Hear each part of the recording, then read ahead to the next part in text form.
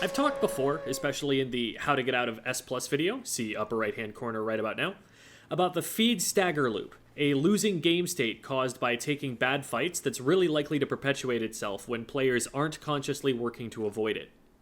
Now, staggering is usually caused mostly by a lack of awareness of the game state, not realizing that you're at a disadvantage until you're already committed to a fight and it's too late. But I also think that players sometimes don't actually understand what the alternative is to starting a committed engagement. So, if they're out on the map, the only thing that they're thinking to do as the enemy team advances toward them is either shark or start a fight. Sure, there's always painting for special, but when it's quickly going to become unsafe to do that, it may not feel like a great option at that moment. The missing element of a person's playstyle in this case is knowing how to stall. In Splatoon, no advantage lasts forever except the points you put on the board. If the enemy team has a numbers advantage now, 13 seconds from now, that won't be the case unless someone new on your team goes down. Most of the time, if you're at a disadvantage, you're more likely to benefit from just wasting the enemy team's time to make sure they accomplish less during the time when they have an advantage. The way the opposing side is going to want to use their advantage is by securing control of more space on the map than they controlled before. They're going to want to move forward on the objective line. Explanation of that term that I made linked in the upper right if you're not familiar with it. Stalling them means that you're making it so they move forward on the objective line less. Less being the key word here. If you're at a disadvantage, you're going to lose a committed engagement, so you shouldn't expect to be able to stop them from moving forward on the objective line altogether. You're not trying to slow them down to zero, so much as you're trying to force them to drive slower by putting in speed bumps. Throwing a bomb in the way of the Rainmaker carrier isn't going to prevent them from moving forward forever. You're going to exhaust your ink tank after 1 or 2 bombs, and they'll be able to just paint through and keep going eventually.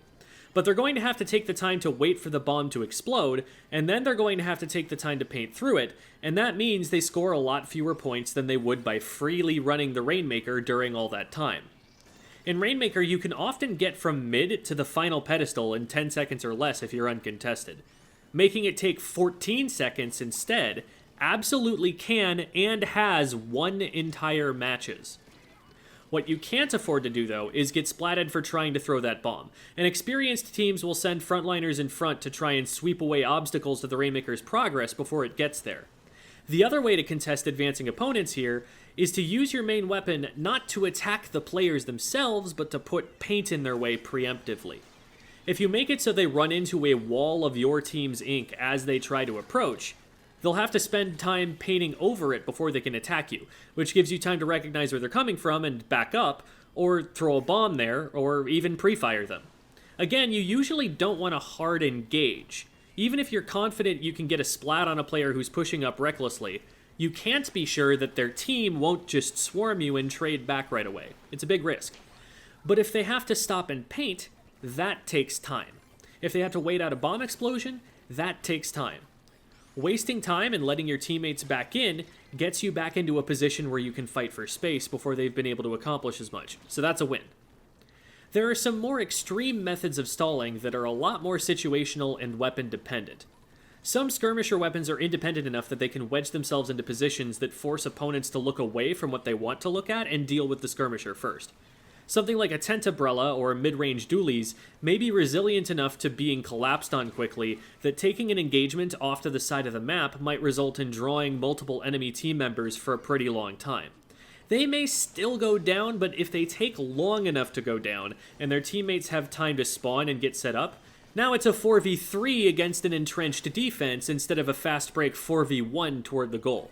And that might be worth more than giving up space right away and ending up in a 4v4 close to KO.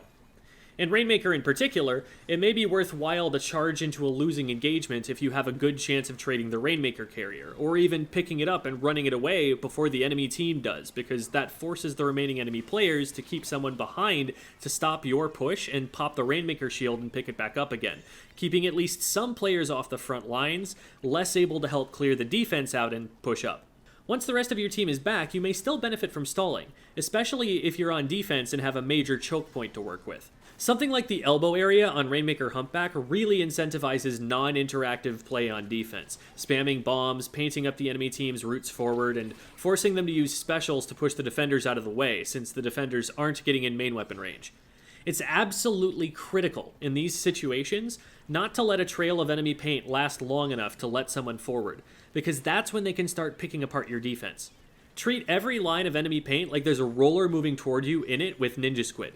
As long as you can keep them back like this, they should have very few options to push up with their main weapons, since there's little cover and everything is in full view of you if you're well positioned.